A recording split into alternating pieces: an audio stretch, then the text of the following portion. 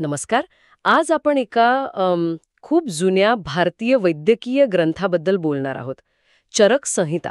त्यातील काही निवडक भागांवर आपण एक सखोल चर्चा करणार आहोत. आपल्या समोर आहेत चरक संहितेचे काही महत्वाचे उतारे. आणि आपला उद्देश आहे की यातून आयुर्वेदाची काही मूलभूत तत्व समजून घ्यावीत.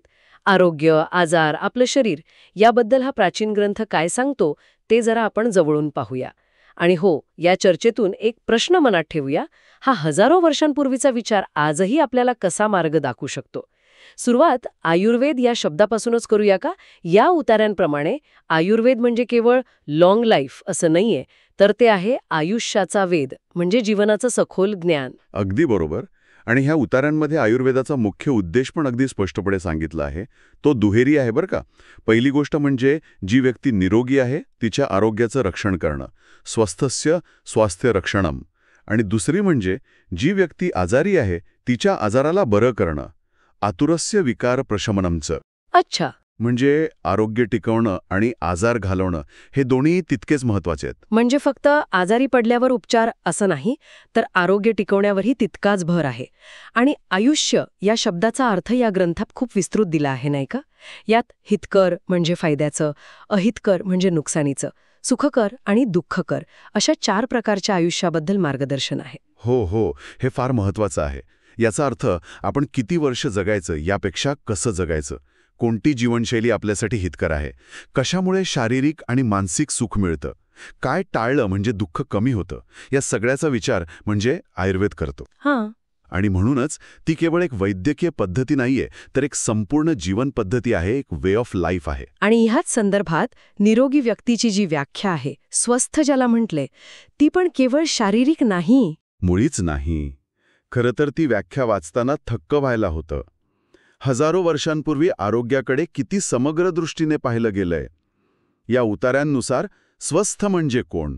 तर ती व्यक्ती जिचे शारीरिक घटक संतुलित आहेतच, पण त्याचबरोबर जिचा आत्मा, इंद्रिये आणि मन हे सुद्धा प्रसन्न अवस्थेत आहेत. प्रसन्न. हो. शारीरिक घटकांमध्ये काय येतं? तर ते 3 मुख्य कार्यकारी तत्व, ज्यांना दोष म्हणतात: वात, पित्त, कफ. मग पचन आणि चयापचय क्रिया म्हणजे अग्नी. शरीराचं पोषण करणारे 7 घटक म्हणजे सप्तधातू. आणि शरीरातले टाकाऊ पदार्थ बाहेर टाकण्याची क्रिया म्हणजे मल. हे सगळं कसं हवं? तर समप्रमाणात, संतुलित. समदोषः समाग्निश्च समधातुमलक्रियः प्रसन्नात्मेंद्रिय मनः स्वस्थ इत्यभिधीयते. हीच ती प्रसिद्ध व्याख्या. म्हणजे शारीरिक संतुलनाबरोबरच मानसिक आणि आत्मिक प्रसन्नता पण तितकीच अनिवार्य आहे. म्हणजे नुसतं आजार नसणं म्हणजे आरोग्य नाही, तर एक प्रकारची सकारात्मक, संतुलित आणि आनंदी जगण्याची स्थिती म्हणजे खरं आरोग्य. ही कल्पना तर आधुनिक माइंड बॉडी कनेक्शनच्या पण पलीकडे जाते, आत्म्यापर्यंत पोहोचते. बरोबर, अगदी. आणि हे जे दोष, धातू, मल सांगितले आहेत ना, ते शरीराचे आधारस्तंभ आहेत. आता हे त्रिदोष, वात, पित्त, कफ म्हणजे काय हे थोडं समजून घेऊया. या काही ॲब्स्ट्रॅक्ट कॉन्सेप्ट्स नाहीत बरं का, तर शरीरातल्या सगळ्या जैविक क्रिया नियंत्रित करणाऱ्या 3 मुख्य शक्ती किंवा प्रणाली आहेत. अच्छा. म्हणजे जसं वात म्हटलं की शरीरातली हालचाल, उत्साह, श्वासोच्छ्वास यांचं नियंत्रण. पित्त म्हटलं की पचन, शरीरातली उष्णता, दृष्टी वगैरे. आणि कफ म्हणजे शरीरातली स्थिरता, स्निग्धता, सांध्यांचं कार्य, असं काहीसं. बरोबर केलेले आहेत. उदाहरणार्थ वात कसा असतो? तर तो कोरडा, हलका, थंड, खरखरीत आणि सतत चल असतो, म्हणजे मोबाईल. याउलट कफ हा जड, थंड, मऊ, स्निग्ध म्हणजे थोडा तेलकट आणि स्थिर असतो. आणि पित्त हे मुख्यत्वे उष्ण, तीक्ष्ण म्हणजे पेनिट्रेटिंग, थोडं तेलकट आणि प्रवाही असतं. हे गुणधर्मच ठरवतात की ते शरीरात कसं कार्य करतील. आणि मग येतात सप्तधातू. रस, रक्त, मांस, मेद, अस्थी, मज्जा, शुक्र. हे एका पाठोपाठ एक पोषण घेत शरीराची रचना करतात. आणि मल म्हणजे पुरीश, मूत्र, स्वेद, जे शरीरातले अनावश्यक घटक बाहेर टाकतात. इथे सगळ्यात महत्वाचा मुद्दा आहे तो म्हणजे या सगळ्यांमधलं समत्व किंवा संतुलन. जोपर्यंत हे दोष, धातू, अग्नी आणि मल आपापल्या योग्य प्रमाणात आणि योग्य प्रकारे कार्य करतात, त्याला साम्यावस्था म्हणतात. तोपर्यंत आरोग्य टिकून राहतं. पण जेव्हा त्यांच्यात असंतुलन येतं, वैषम्य ज्याला म्हणतात, म्हणजे ते गरजेपेक्षा वाढतात किंवा कमी होतात किंवा त्यांचे गुण बिघडतात. संतुलन बिघडतं तरी कशामुळे? रोगांची कारणं काय सांगितली आहेत या उतार्यांमध्ये? इथेही खूप विचारपूर्वक विश्लेषण आहे. मुख्य 3 कारणं सांगितली आहेत. पहिलं आहे असात्मेंद्रियार्थ संयोग. थोडं किचकट वाटेल, पण सोपं आहे. आपली जी 5 ज्ञानेंद्रिय आहेत, डोळे, कान, नाक, त्वचा, जीभ, यांचा त्यांच्या विषयांशी संपर्क येतो. म्हणजे रूप, शब्द, गंध, स्पर्श, रस. हा संपर्क जेव्हा अयोग्य प्रकारे होतो, अयोग्य म्हणजे कसं? 3 प्रकारे अयोग्य असू शकतो. एक म्हणजे अतियोग, एक्सेसिव्ह कॉन्टॅक्ट, गरजेपेक्षा जास्त संपर्क, जसं खूप मोठ्या आवाजात संगीत ऐकणं सतत. दुसरा हीनयोग, इनसफिशियंट कॉन्टॅक्ट, गरजेपेक्षा कमी संपर्क, जसा आवश्यक गोष्टींकडेही न पाहणं किंवा लक्ष न देणं.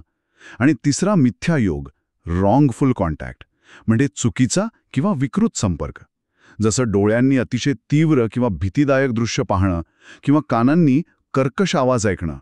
हा असा अयोग्य संपर्क इंद्रियांना आणि मग पर्यायाने शरीराला आणि मनाला त्रासदायक ठरतो. हो, हे अगदी पटण्यासारखं आहे. आणि दुसरं कारण? दुसरं कारण आहे प्रज्ञापराध, म्हणजे बुद्धीचा किंवा जाणीवेचा अपराध. हे खूपच महत्वाचं आहे आणि खरं सांगायचं तर आजच्या काळात फारच लागू होणारं कारण आहे. प्रज्ञापराध म्हणजे नक्की काय? म्हणजे आपल्याला काय चांगलं आणि काय वाईट हे समजते, माहीत आहे, तरीसुद्धा बुद्धिभ्रंशामुळे असेल, मोहामुळे, हट्टामुळे किंवा अगदी निष्काळजीपणामुळे आपण चुकीच्या किंवा अहितकर गोष्टी करतो. उदाहरणार्थ?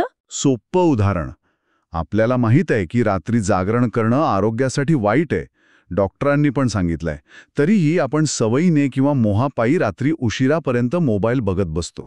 हा झाला बुद्धीचा अपराध, प्रज्ञापराध. बापरे. माहीत असून अयोग्य कृती करणं. चरबीयुक्त पदार्थ जास्त खाल्ले तर त्रास होतो हे माहीत असून खाणं, व्यायामाचा कंटाळा करणं, वेळेवर न झोपणे, हे सगळं प्रज्ञापराधच आहे. म्हणजे आपल्या रोजच्या अनेक सवयी या प्रज्ञापराधात मोडू शकतात की? ही संकल्पना खूप विचार करायला लावणारी आहे. तिसरं कारण काय? तिसरं कारण आहे परिणाम. याचा अर्थ आहे काळ किंवा वेळेचा प्रभाव, टाइम फॅक्टर. यात 2 गोष्टी येतात. एक म्हणजे नैसर्गिक बदल, जसे ऋतू बदलतात तसे शरीरावर होणारे परिणाम किंवा वार्धक्य येणं, नॅचरल चेंजेस. आणि दुसरा म्हणजे वेळेनुसार गोष्टी न करणं, जसं वेळेवर न जेवणं, चुकीच्या वेळी झोपणं. ह्या बदलांशी शरीर जुळवून घेऊ शकला नाही किंवा आपण वेळेचं महत्त्व ओळखलं नाही तर रोग उत्पन्न होतात. अच्छा, म्हणजे आजारांची कारणं फक्त बाहेरचे जंतू किंवा अपघात एवढीच मर्यादित नाहीत, तर आपली जीवनशैली, आपल्या सवयी, आपलं मानसिक दृष्टिकोन आणि नैसर्गिक बदल ह्या सगळ्याचा आरोग्यावर परिणाम होतो. किती व्यापक विचार आहे हा. नक्कीच. म्हणूनच आयुर्वेद केवळ लक्षणांवर उपचार नाही करत, तर मुळाशी जाऊन कारण शोधतो आणि ते दूर करण्याचा प्रयत्न करतो. आता हे संतुलन जर बिघडलं तर ते परत कसं आणायचं? इथे मग आहार आणि औषधांचा विचार येतो. आणि त्यासाठी पदार्थ कसे काम करतात हे समजून घ्यावं लागतं. हो, त्यालाच द्रव्यगुण विज्ञान म्हणतात ना. म्हणजे प्रत्येक पदार्थाचे गुणधर्म समजून घेणं. बरोबर. या उतार्यांनुसार आपण जे काही खातो किंवा औषध म्हणून वापरतो त्या प्रत्येक द्रव्याचे स्वतःचे गुणधर्म असतात. आणि या गुणधर्मांच्या आधारावरच ते शरीरावर कसं काम करेल हे ठरतं. यात मुख्यत्वे काही गोष्टी महत्त्वाच्या मानल्या आहेत. रस म्हणजे चव, गुण म्हणजे त्याचे भौतिक गुणधर्म, वीर्य म्हणजे त्याची कार्य करण्याची शक्ती, पोटेन्सी, मुख्यत्वे उष्ण किंवा शीत, विपाक म्हणजे पचन झाल्यावर शरीरावर होणारा अंतिम परिणाम, आणि प्रभाव म्हणजे त्या पदार्थाचं काही खास अतर्क्य कार्य, स्पेसिफिक ॲक्शन. यातल्या रस म्हणजे चवी तर आपल्याला परिचित आहेत. गोड, आंबट, खारट, तिखट, कडू आणि तुरट या 6 चवी सांगितल्या आहेत. हो, आणि प्रत्येक चवीचा शरीरातल्या दोषांवर एक विशिष्ट परिणाम होतो. उदाहरणार्थ, मधुर म्हणजे गोड रस सामान्यतः कफदोष वाढवतो आणि वातदोष कमी करतो. कटू म्हणजे तिखट रस वात वाढवतो पण कफ कमी करतो. तिक्त म्हणजे कडू रस पित्त आणि कफ कमी करतो पण वात वाढवू शकतो. त्याचप्रमाणे वीर्य म्हणजे त्या पदार्थाची ताकद उष्ण आहे की शीत हेही महत्वाचं. जसं मिरी उष्ण वीर्याची आहे तर आवळा शीत वीर्याचा.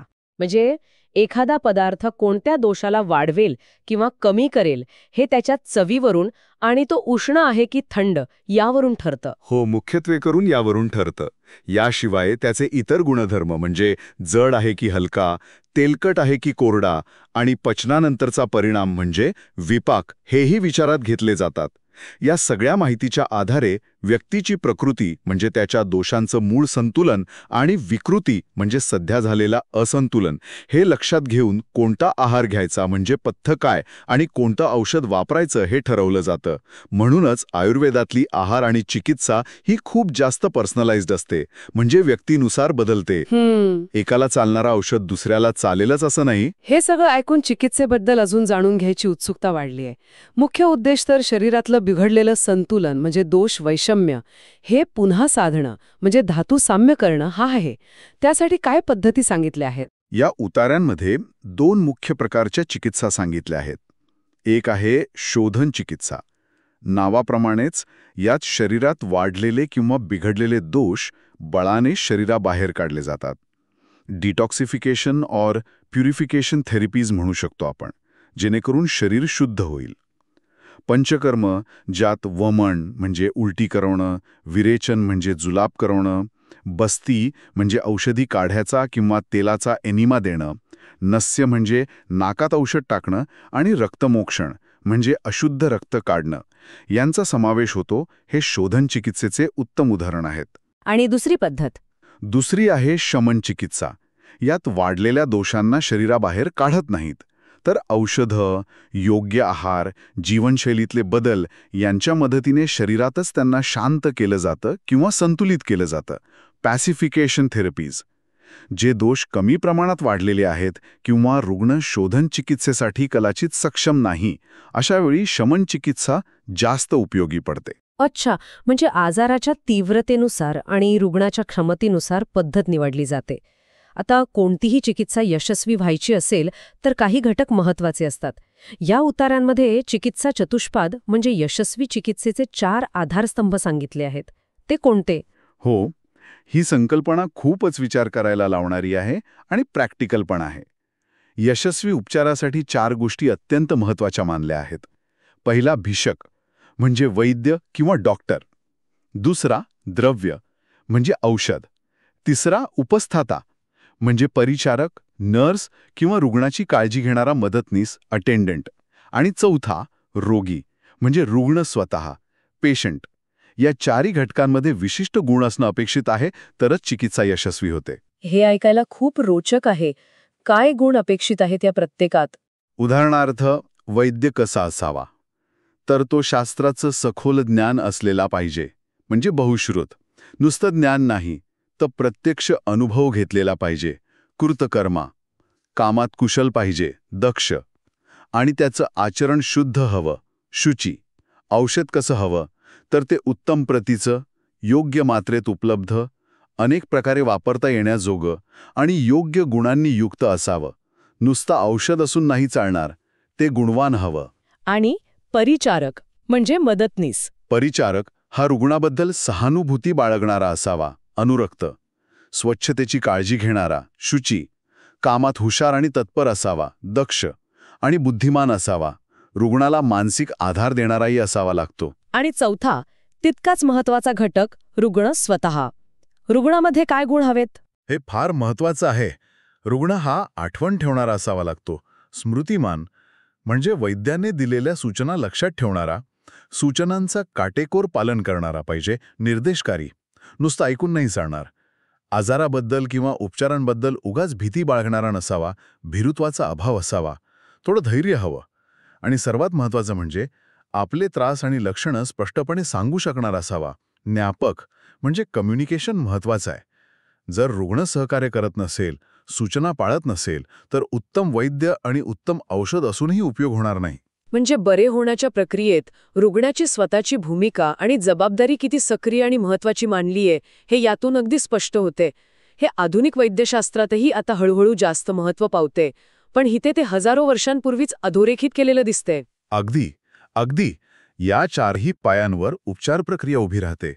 एक जरी पाय कमजोर असेल तरी यश मिळणं कठीण होतं. तर चरक संहितेतील या निवडक उतार्यांवरच्या आपल्या या चर्चेतून काही गोष्टी अगदी स्पष्ट होतात. आयुर्वेद हे जीवनाकडे, आरोग्याकडे अत्यंत समग्रतेने पाहणारं शास्त्र आहे, हे नक्की. आरोग्य म्हणजे फक्त रोगांचा अभाव नाही, तर शारीरिक, मानसिक, इंद्रियजन्य आणि अगदी आत्मिक पातळीवरचं संतुलन आणि प्रसन्नता आहे. बरोबर. आणि रोगांची कारणंही केवळ शारीरिक नाहीत, ती आपल्या सवयी म्हणजे प्रज्ञापराध, आपल्या इंद्रियांचा वापर म्हणजे असात्मेंद्रिय अर्थसंयोग आणि अगदी नैसर्गिक काळ किंवा पर्यावरणाशी म्हणजे परिणामाशी संबंधित असू शकतात. आणि म्हणूनच चिकित्सा करताना केवळ लक्षणांवर नाही तर मूळ कारणांवर भर दिला जातो आणि ती व्यक्तिपरत्व बदलते.